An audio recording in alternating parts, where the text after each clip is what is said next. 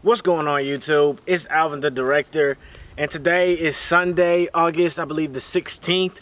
And I just kind of wanted to have a casual conversation with you all about my life and getting to know me and stuff like that. But before I get into that, I really want to say thank you to all my subscribers and everyone who has supported me so far along this journey. Right now I'm at 3.99k subscribers, so hopefully after this video it'll push me over to 4k, and this journey has been incredible. And to celebrate getting to 4k subscribers, I just kind of want to let you all know who I am in a little bit more detail and kind of dive into my life. And the purpose behind this video is joining the military after college and why I joined the military after college. Alright, so when I was in school, or in high school actually, I always had a passion for the military. So I was in JROTC. It was Navy JROTC, and I liked it. Actually, it was pretty fun, but I really didn't want to stay in. I had doubts about joining the military right out of high school, and I decided to give college a chance, and that's ultimately what I did. During college, I just wanted to be a student. I didn't want to focus on the military. I didn't care about sports or anything like that. I just wanted to be a regular student, go to class, find a degree and get a job after college that I was passionate about, and go from there. And along my journey in college, I took several different paths, right? I switched my major a few times before I found out what I truly loved, and that was filmmaking. And getting out after college, it took about 5 years. Getting out after college, I worked freelance, and I did some vlogs on that of me doing freelance photography and videography and getting into weddings and documentaries, and that was a lot of fun.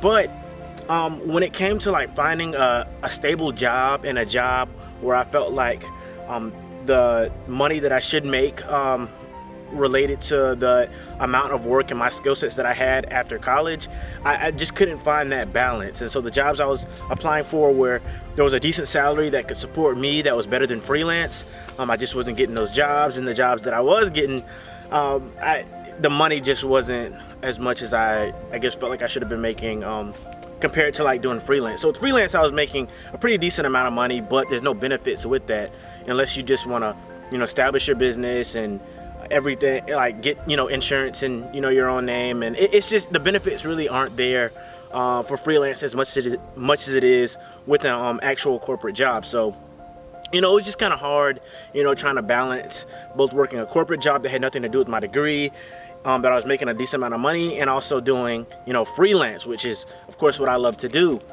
And so it took a couple months of me just trying to apply for jobs and trying to figure out what exactly I wanted to do. And the military was always in the back of my head. And me and my fiance at the time, Raven, before we got married, she was just kind of oh, that scared me. So I'm out here Birch Hill, and I thought there was a moose or something behind me. I heard a noise, but it was just leaves ruffling around. But yeah, so we talked about the military because it was always something that I wanted to do, and she was like, why not join? And after a couple months of me debating and having conversations with different people about joining the military and going in the officer route, I decided to give it a shot. But I'm not gonna lie, I was nervous because I felt like I wasted a lot of time. If I wanted to take the military route, I felt like I should have just taken an ROTC scholarship and did ROTC in college, commissioned right after college, and I would have been a lot further in my career now if I would have just taken that route. So I felt like I was just, I would say out of time, but I felt like I wasn't where I really needed to be, right? So say I did the ROTC route, I'd be probably a captain by now. Most of my friends that commissioned about the time I would have graduated are about to be a captain now, and so they're a lot further in their Army career than I am now. But ultimately I had to make a decision for myself and not thinking about the timeline of my friends or my peers or anything like that. I just had to focus on myself, focus on our future together, me and Raven, and ultimately what's best for us. So I decided to join the military later after college, after about a year actually. And it was actually one of the best decisions I've ever made because I'm doing something that I love now. I love doing physical fitness. I love working with people, and honestly the military is just like a 9-to-5 in my opinion. So you go to work, well, you go to PT in the morning, but in the mornings I was working out anyways before work. And then you go to work in the morning, you work the full day, and then at the end of the day you have the rest of your day off, you know, for the most part, unless you're doing like some kind of training, and then the weekends you're off, unless of course you're doing training. And you also get the chance to move around and meet new people every couple of years. So that's honestly what I love, just being able to connect with different people that are on the same route as me. And you know, it's been incredible. And then my wife, she gets to come up here and meet other people with her teaching career, and she gets to develop herself as a teacher, learning what it's like to teach in different states and different areas under different districts and everything like that. So she's actually advanced her career a lot just by being able to, you know, bounce around as an educator. So it's been beneficial for the both of us. And you know, whenever you decide if you want to take, you know, the OCS route after college and trying to figure out, you know, if the Army is for you, you got to think about your benefits and think about what's best for you and your family. So my situation is perfect for both of us because we don't have any kids, and so we're able to just kind of pick up and leave. And like, if we decide that we want to get out the military in a couple years, then, you know, so be it. But for the time being, like, it's been great for us. The pay is good. Actually, the pay is actually pretty great. And then you get, you know, just full health benefits. And also, if I want to do freelance or do whatever, you know, I want to do on the side, I also have time to do that. So it kind of balances pretty much everything. And I'm also working in a field where if I do want to get out and stay, you know, signal as a civilian, I'm going to come out making, you know, 6 figures just by the certifications that you're able to get being a signal officer and the connections that I've been able to make. So it's been really helpful in that aspect. And, you know, I truly encourage you not to worry about the timeline of your friends are saying, hey, I need to get to this point in my life at on this date and time, if that makes sense. Like, I don't know how to explain this. Like, don't think you have to meet a certain goal by a certain age. You're not on anyone's timeline except yourself.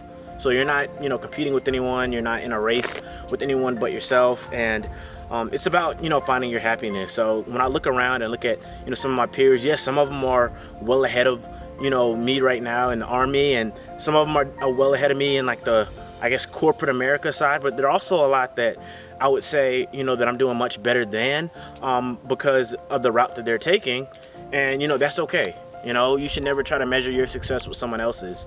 And, you know, success is also relative. Some people like to show off what they have, and you know, if that's, you know, your personality, so be it. But there are also a lot of people who are very successful who live very humble lifestyles, and, you know, that's huge. So you never really know how successful a person is unless, you know, you're walking in their shoes. And success, again, is relative. So success for you is completely different for the success of someone else. So, you know, when it comes to, again, deciding whether or not to join the Army after college, in my opinion, yes, it's great.